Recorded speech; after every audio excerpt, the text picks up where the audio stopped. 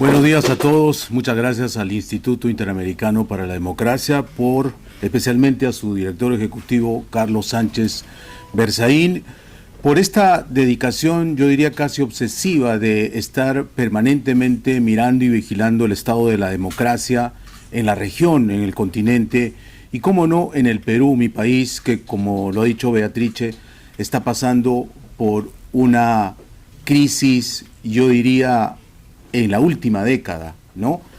Y para resumirla en dos palabras, diríamos que lo único estable en el Perú es la inestabilidad, ¿no? Y creo que hemos pasado a un estadio aún más pernicioso de esta crisis, que yo considero es una crisis primero política.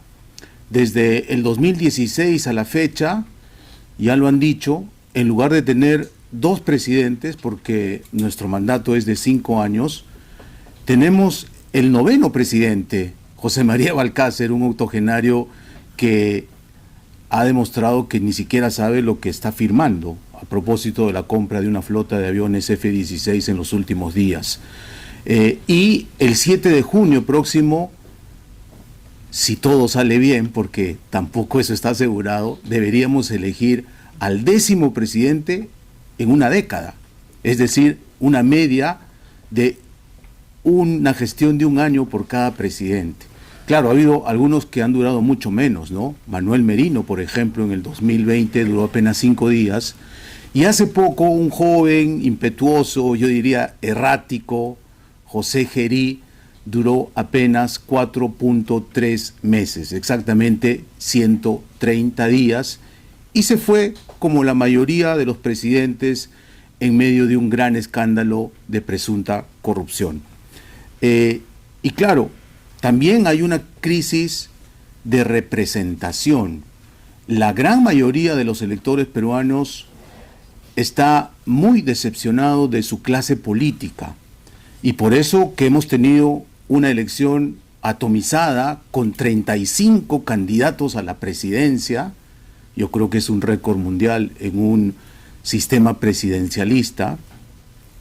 Y cuando miramos los resultados, que dicho sea de paso, la elección fue el domingo 12 de abril, estamos 6 de mayo, y esta mañana revisaba la página oficial de la OMPE, que es la institución que organiza las elecciones, que en esta primera vuelta ha decepcionado, y hay una serie de irregularidades que se han cometido que lamentablemente han manchado esta primera vuelta, quitándole aún más la legitimidad a nuestras instituciones.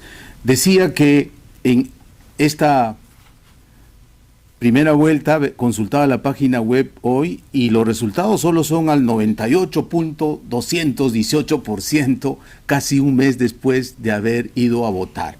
Esto nos quiere decir que nuestro sistema electoral también pasa por una crisis aguda, no solo de legitimidad, sino incluso de procedimientos, ¿no? No es posible que hasta el día de hoy no tengamos resultados oficiales. Y claro, cuando vemos las cifras, la ganadora indiscutible es la candidata Keiko Fujimori con alrededor de 17,13% hasta el día de hoy. Y en el segundo lugar se están disputando voto a voto dos candidatos. Uno de la derecha, Rafael López Aliaga, el exalcalde de Lima, y uno de la izquierda extrema, diríamos, que sucede o emula al expresidente Pedro Castillo, hoy preso, junto a otros dos más, que tiene 12% y Rafael López 11,89%. El problema es que en la primera vuelta se han producido una serie de irregularidades, básicamente por mala gestión de la OMPE y su jefe nacional, Piero Corbeto. Especialmente en algunos lugares de Lima, muchos electores, algunos miles, no han podido votar, ejercer su derecho, no porque no quisieran, sino porque simplemente sus mesas no se abrieron a tiempo, porque no llegó el material electoral como estaba previsto. Y nos empezamos a preguntar legítimamente, en un sistema democrático, cuando hay miles de electores que no pueden ejercer su derecho ¿Se afecta o no se afecta la voluntad popular? Y yo creo que en este evento vamos a tener miradas, respuestas a esta pregunta que hoy los peruanos nos hacemos desde distintas posiciones con los panelistas que tenemos. Mario Vargas Llosa, nuestro insigne escritor, decía en los últimos lustros que los peruanos en las segundas vueltas, en los balotajes, nos enfrentábamos casi a elegir entre el cáncer y el SIDA, ¿no? Dos posiciones malas y a veces teníamos que optar por el menos malo. Y la mayoría de las elecciones de segunda vuelta tenían que ver con el antivoto, no a favor de una candidatura, de un proyecto, sino en contra del rival, para que no llegue el rival. A esta dicotomía de por sí perversa, hoy se ha juntado un factor adicional que le quita credibilidad a nuestra democracia, que es que el árbitro, que se supone debe ser prolijo, imparcial, hoy no ha cumplido a cabalidad con su trabajo. Y lo digo sin apasionamientos, porque hoy en el Perú la palabra fraude está sonando y, como suele pasar en un país polarizado, hay dos narrativas contrarias respecto a explicar el fenómeno del 12 de septiembre. Pero el señor Piero Corvetto el año 2000 fue elegido, aupado, promocionado y respaldado por una facción política. Quedaba claro que esa facción política tenía preeminencia en la Junta Nacional de Justicia, que es la institución, se supone, autónoma que lo eligió. Y a pesar de que en el 2021 una porción importante de peruanos cuestionó su trabajo como árbitro electoral, lo ratificaron 4 años más en el puesto, también gracias al apoyo de esta facción política conocida, que es de izquierda, de centro izquierda. Me parece mal en una democracia que el árbitro tenga este apoyo. Y ahora que está en problemas, porque el señor se ha visto obligado a renunciar por el gran problema que generó y manchó las elecciones el 12 de septiembre, su abogado es nada menos que un candidato de Juntos por el Perú, ex candidato de Juntos por el Perú, militante de ese partido, que es probablemente el partido que va a pasar a segunda vuelta para el 7 de junio para disputar con Keiko Fujimori la presidencia de la República. Eso no le hace nada bien a una democracia, porque el árbitro siempre tiene que ser absolutamente imparcial y no debe estar apoyado por nadie. ¿Qué se nos presenta para la segunda vuelta? En el Perú siempre se ha dicho, en las últimas temporadas, que la justicia está politizada y la política está judicializada. Basta ver cuántos expresidentes tenemos presos, basta ver cuántos exministros están procesados por diversos supuestos delitos, y basta ver algunos rasgos del Ministerio Público. Por ejemplo, el fiscal muy famoso, el muy histriónico, José Domingo Pérez, que ha sido separado de su carrera fiscal por graves irregularidades en su trabajo, ineptitudes injustificables. Él negoció con la transnacional Odebrecht, por ejemplo, un acuerdo de colaboración eficaz absolutamente lesivo para los intereses del país, que lo ocultaron mucho tiempo y que solo se pudo conocer gracias a una medida que llegó hasta el Tribunal Constitucional, y cuando lo conocimos nos dimos cuenta que ese acuerdo era absolutamente ventajoso a favor de esta compañía transnacional de la corrupción. Ese señor que persiguió a una de las candidatas, a Keiko Fujimori, y logró meterla en prisión preventiva, que eso también es el problema en el país, 3 veces, más de 500 días, hoy es el flamante nuevo integrante de Juntos por el Perú, y Roberto Sánchez, que eventualmente va a ser el candidato a segunda vuelta, ya lo anunció como su futuro ministro de Justicia. Así estamos institucionalmente en el país. Y claro, decía que la palabra fraude está retumbando porque en el pasado los fraudes en el Perú por lo menos se hacían con lo que le llamamos el anforazo, es decir, abrir el ánfora electoral y cambiar las cédulas de votación. Hoy necesariamente no se hace con el anforazo. Hoy, si tú no permites que muchos electores ejerzan su derecho y solo lo haces en determinadas jurisdicciones donde determinados candidatos tienen, según las encuestas, mayor respaldo, estás perjudicando a alguien y probablemente estás beneficiando a alguien. Por eso que ahora se grita mucho en el país: hagamos una auditoría de cómo se comportó la autoridad electoral en la primera vuelta. Y debemos decir que también hemos elegido un Congreso de la República, ha regresado la bicameralidad al Perú, hemos elegido 60 senadores, 130 diputados, y ninguno de los 35 partidos, apenas 6 pasaron la valla electoral, tienen una mayoría. Quizá Fuerza Popular tiene la primera minoría, con 20 o 22 senadores virtualmente electos y alrededor de 40 diputados. Entonces, lo que se exige ahora, pasando el tema de obviamente la segunda vuelta, que ha quedado suspendida, así como la política estaba judicializada, ahora lamentablemente la democracia, el ejercicio de elegir, también se está judicializando, porque ya el alcalde de Lima, que representa a uno de los candidatos que se siente perjudicado por el 12 de abril, ha presentado una contienda de competencia al Tribunal Constitucional, y nadie descarta que el Tribunal Constitucional pueda emitir una sentencia, quizás suspendiendo la ejecución de la segunda vuelta o pronunciándose respecto a lo que ha pasado el 12 de abril.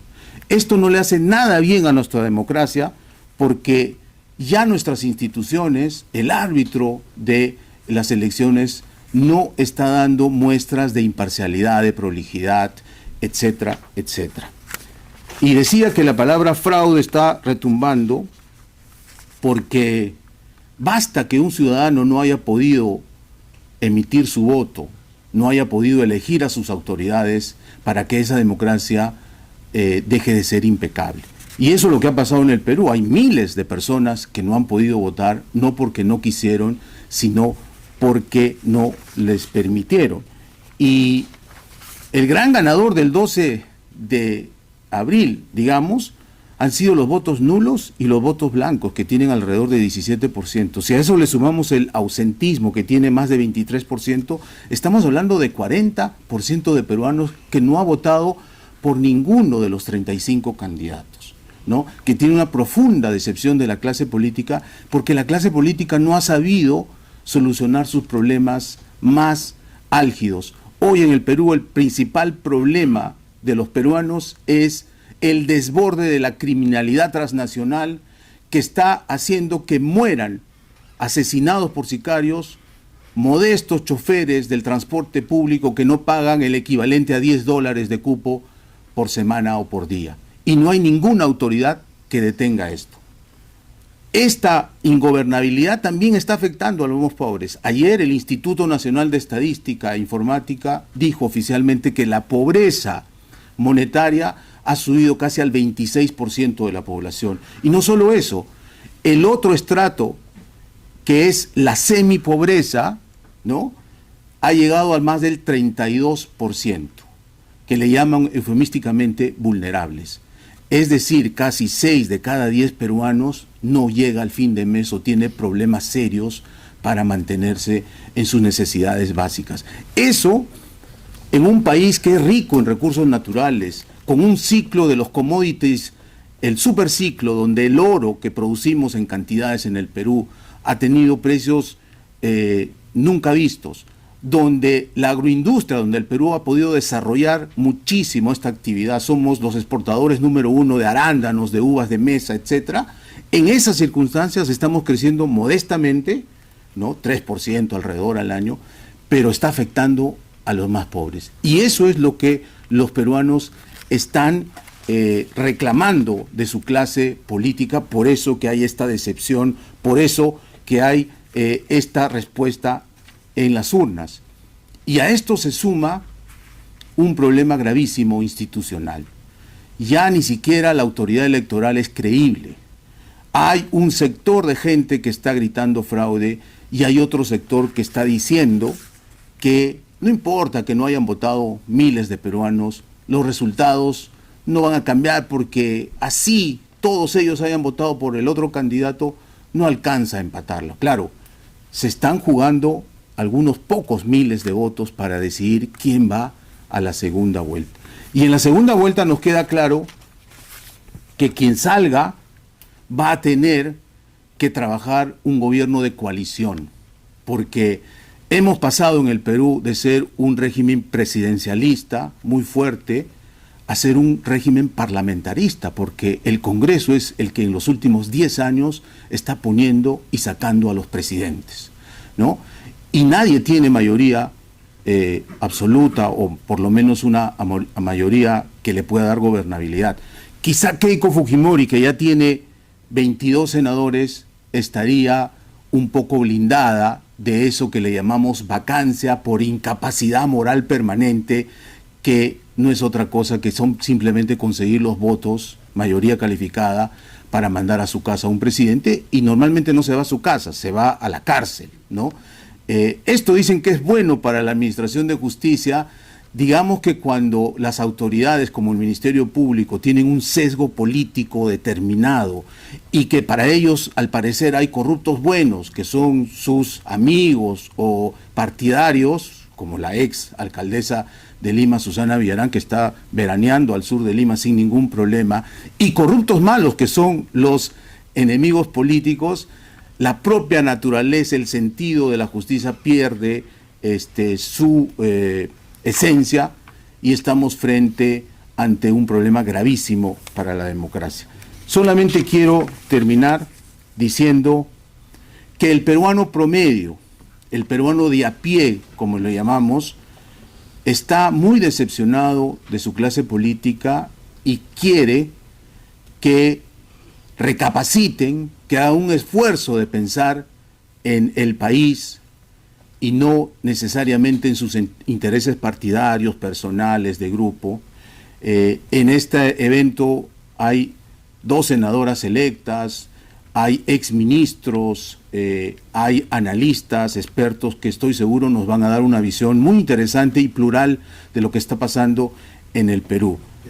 Yo digo, a nombre de los peruanos, simplemente creo que ya hemos tocado fondo y lo que nos queda es reconstruir el país, nos queda reconstruir las instituciones y nos queda sobre todo respetar el voto popular, que hoy también está en tela de juicio. Muchas gracias.